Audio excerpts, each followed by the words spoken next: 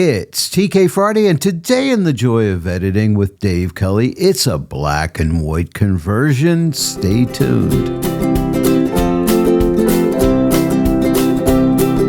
Hello everyone, and welcome to the Joy of Editing with Dave Kelly, and welcome to TK Friday. Today it's a black and white conversion. Today's image comes to us from Hanspeter Hirzel. Hanspeter sent me several different images, but this image was crying out to be made into a black and white image. So today I'll be using the TK Grayscale to make the conversion, and then we'll be using TK9 to help us edit this image. Now I have the PDF notes for you that you can download. You can download the image and you can follow along with me. It's a great way of learning. And if you have an image you would like me to edit on a TK Friday, go to the description of this video, scroll down through, you're going to find a contact me link. Contact me and we can discuss doing one of your images on a TK Friday. By the way, if you don't yet own the TK9 plugin for Photoshop, I'll have links in the description below this video that'll take you over to Tony Kuyper's web store. There you're going to find the TK9 plugin for Photoshop, a lot of great panels over there you can pick up.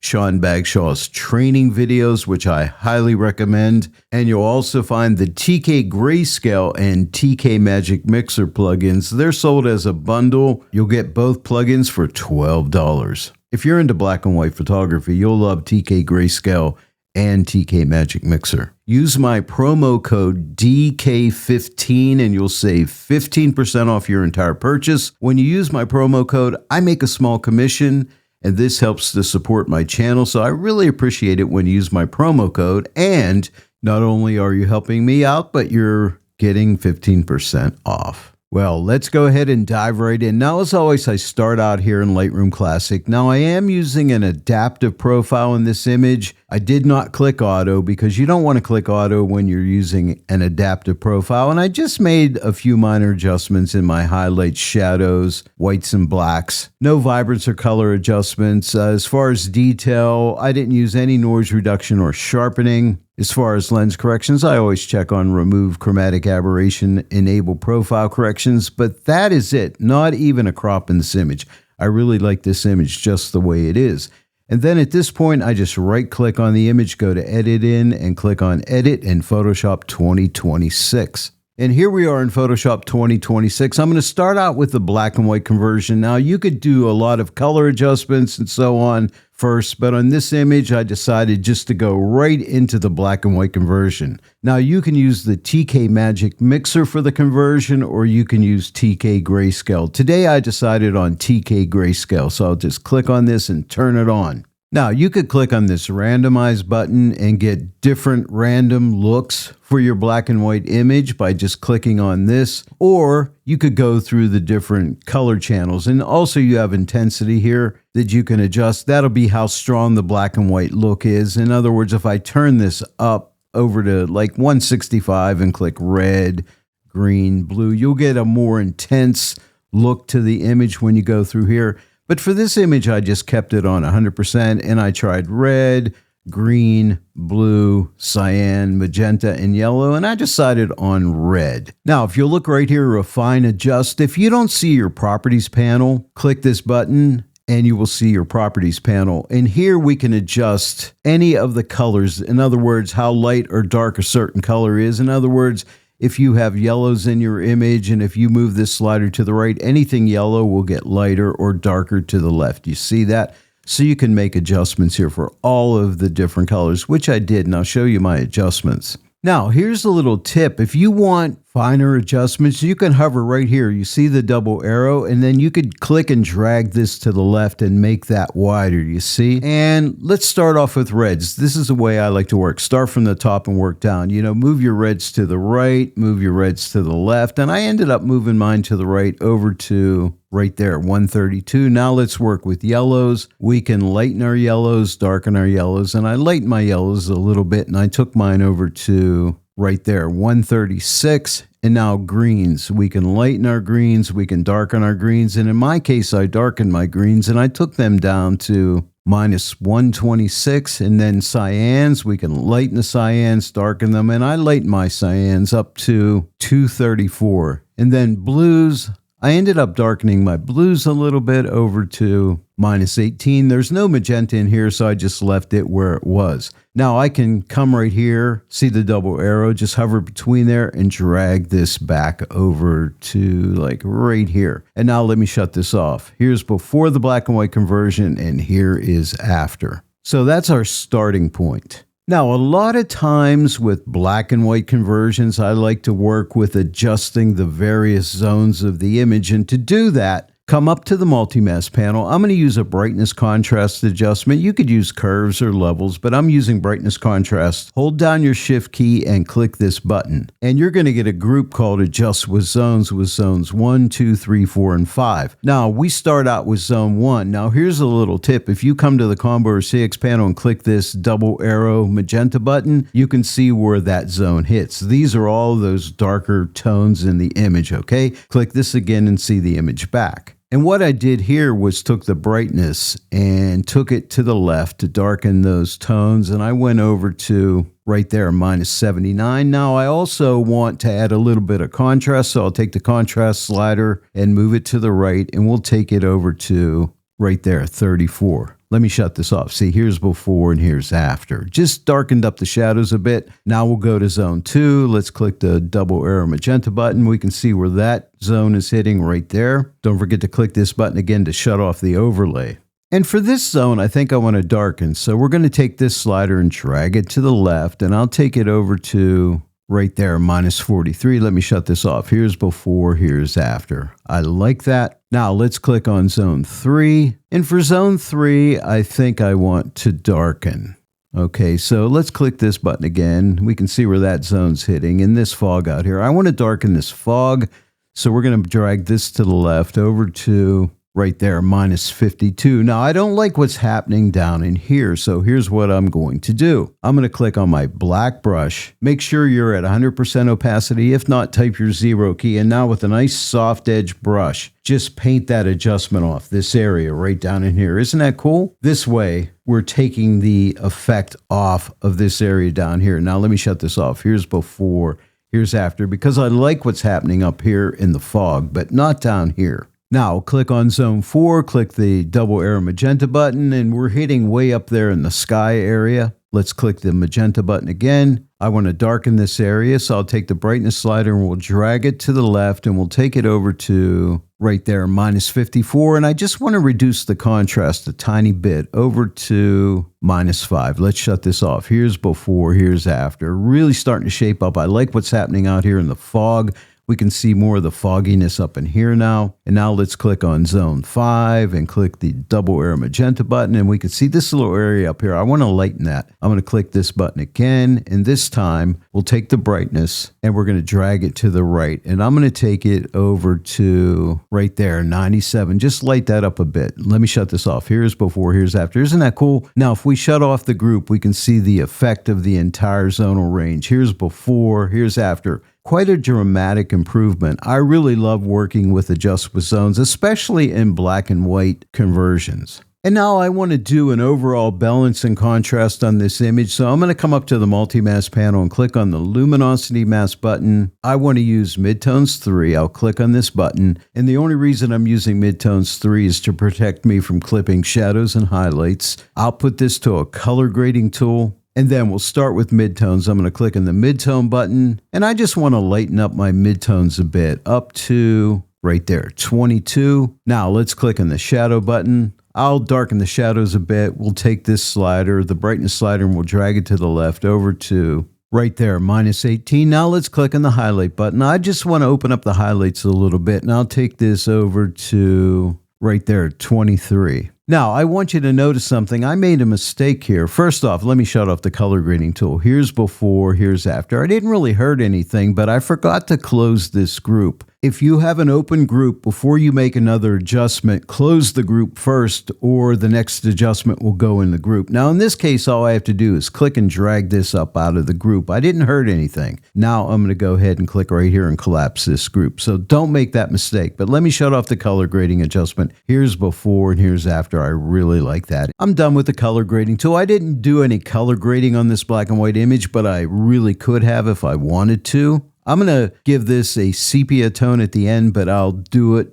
using a different technique. I could do it here, but we'll use a different technique at the end. And we'll find that on the TK Grayscale interface. I'll go ahead and close the color grading tool by clicking the X. Nothing changes on the layer here. To me, a black and white image looks great when it has nice detail in it. And to do that, I'll use the Camera Raw filter. So come to the Combo or CX panel and click the Cam Raw button. That'll stamp all your layers together, give you a smart object, send you into the Camera Raw filter. If effects aren't open, click effects. And what I want to do is add a lot of texture to the overall image. I'll take the texture slider and drag it to the right over to 55. And now we'll give it some clarity. Let's take the clarity adjustment. You don't want to go too much or you'll start to clip your shadows and highlights. I just want to go a little bit here over to 15. And now let's just give it a little dehaze. I think it'll make the fog stand out a little bit more. You see that when I move this to the right? I don't want to give it too much, just right here, +8. And now let's click OK. Let's shut this off. Here's before, here's after. I like it, but I don't like the fact that I'm losing my fogginess right in this area and over in here. See that when I shut this off, before and after? I lose that foggy look, but we can fix that easily. All you need to do is click on the black brush button on the Combo or CX panel. Make sure you're at 100% opacity. If not, type your 0 key. And now with a nice soft edge brush, click on this mask for smart filters right here. Click it and make it active. See how it highlights? And then with that nice soft edge brush, just paint that off. Paint that detail off right in there. See that fogginess comes back? And then over in here, let's just paint over in this area too. That's it. And now let me shut off this layer. Here's before, here's after, but see that beautiful extra texture in there? It's really nice. Next up, I want to give this image a little vignette. So if your TK actions aren't open, click a TK button on the Combo or CX panel, click on the Vignette button. A Gaussian blur dialog comes up, just click OK. And it defaults at 30%. And I'm going to leave it at 30%, but I want to protect my darkest darks. So come to the multi-mask panel and click on the Edit Blend Diff button and click on No Darks 2. That keeps it out of the darkest darks. Let me shut this off. Here's before, here's after. Just a nice little vignette. Now, the next thing I want to do is burn some of the shadows down in this lower foreground just to give it some nice, I don't know, artistic flair. I think it'll look nice with darkened shadows. So what we can do is come to the Combo 6 panel, click on a burn tool. You can use the left or right side. I'm using the right side. I'm going to click the right side. You're going to get a blank pixel layer. You're going to get a black brush. You'll be in the soft light blend mode. And I want my brush opacity at 20%. Type your 2 key. This is freehand. So what I want to do is just darken up some shadows in here, like over in here. Just think like an artist here. Let's add some nice shadow in here. It'll add some nice artistic interest in here, wherever you think you need them. Maybe back in here a little bit more. Okay, let me shut this off. Here's before, here's after. See how that adds some nice effect in there? Now, to assure that they stay in the shadows, if your Edit Blend Diff panel isn't open, just click this button on the multi-mask panel. And what we want to do is make sure we stay in the dark tone. So click on Darks 1. See how that tightens everything up? It just stays in the darks. This is a nice little helper, Edit Blend Diff. Let me shut this off. Here's before, here's after. Isn't that nice? It really brings out some nice shadow areas, adding some artistic interest to the image. And now I'm looking at this area right in here. I'd like to lighten it to add some more artistic interest. You know, I darkened the shadows. Now let's just lighten this area right in here. So come up to the multi-mask panel, click the X to close the Edit Blend Diff panel, and I'm going to click on the Luminosity mask button, and I want some help here, so I'm going to click on Lights 1, just to make sure I stay in light areas, and I'll put this to a dodge tool. You can use the left or right side. I'll use the right side. We're going to get a blank pixel layer in the overlay blend mode. You can see by the selection indicator, I'm painting through a selection. And now with a 10% opacity brush, right now I'm at 20, I'm going to type my 1 key, and all I want to do is paint over this area just a few times, just to lighten it up. The more you paint, the lighter it gets. Let me shut this off. Here's before, here's after. See how it just lightens it up? It just adds a little bit of interest. And if it's too strong, you can always take the layer opacity and pull it back. Or if you have the TK Opacity Plus, which is absolutely free, you could pick it up at Tony Kuyper's web store. You know, you could click like 8, for 80% or 9 for 90%, 4 for 40, whatever you want. I'm going to leave it up full. I'll leave it at 10%. Not 10%. 10 stands for 100%. Right now I have a selection, and it's a good idea to deselect the selection once you're done with your dodging. So click this button on the Combo or CX panel to deselect. And now what I want to do is I want to darken this area right down here in the lower foreground. It'll just add a little bit more depth into the image just to darken this area down here.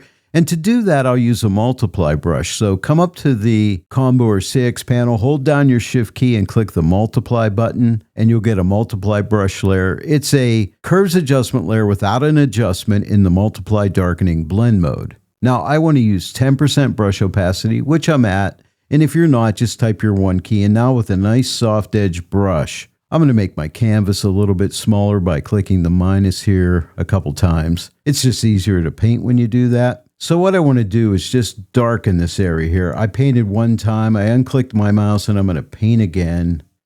And maybe one more time, just right in this area down here. Let me shut this off. Here's before. And here's after. See that? It just throws everything back. And if we want to make sure that just stays in dark areas, click on the Edit Blend Diff button on the Multi-Mask panel and click on Darks 1. That'll make sure we just stay in dark areas. Let me go ahead and shut this off. Here's before and here's after. Again, before and after. I like that. Now, to fit the image back into the workspace, click this button on the Combo or CX panel and it just fits it right in. The last thing I want to do is add a sepia tone. Right now I'm done with Edit Blend Diff. I'm just going to click X and close that panel. Come down to the Grayscale panel and click this button right here, and you can add a colored tone to your image, and it defaults at sepia. And I want to use sepia, but you can change the hue to any hue you want, because sometimes you may want a blue, more of a selenium type tone or whatever. Green, magenta, whatever you want. I'm going to use sepia, but it's too strong. It defaults at 15. And what I want to do is take it back. And I'm going to take it back to right there at 8. Let me shut it off. Here's before, here's after. Isn't that nice? If you want sepia tone, this is a great way of getting it. You don't need to add the sepia tone if you don't want, but I kind of like it on this image. I think it kind of helps with the overall foggy mood to this image. Tree and Fog. I like that title. And I really do hope that you give this edit a try. It's not that hard to do, and if you don't yet own the TK Grayscale and Magic Mixer plugin, go pick them up at Tony's web store. They're only $12 for the pair. And use my promo code DK15 and save another 15% off of that. Now, let's see where we started from. I'm going to come to the Combo or CX panel, click this button. We started out here.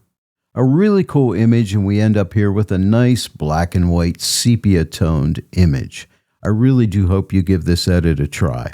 Well, there it is, everyone. I hope you enjoyed today's full edit. Hey, if you enjoyed today's tutorial, please give it a like, share it with your friends, and if you're not yet a subscriber to my channel, please subscribe. Click the bell notification icon. Click all so that you'll receive all notifications, and then every time I upload a new tutorial, you'll get notified about it. I want to thank each and every one of you for joining me today in the Joy of Editing with Dave Kelly, and I'll see you all right here next time. But until then, happy editing.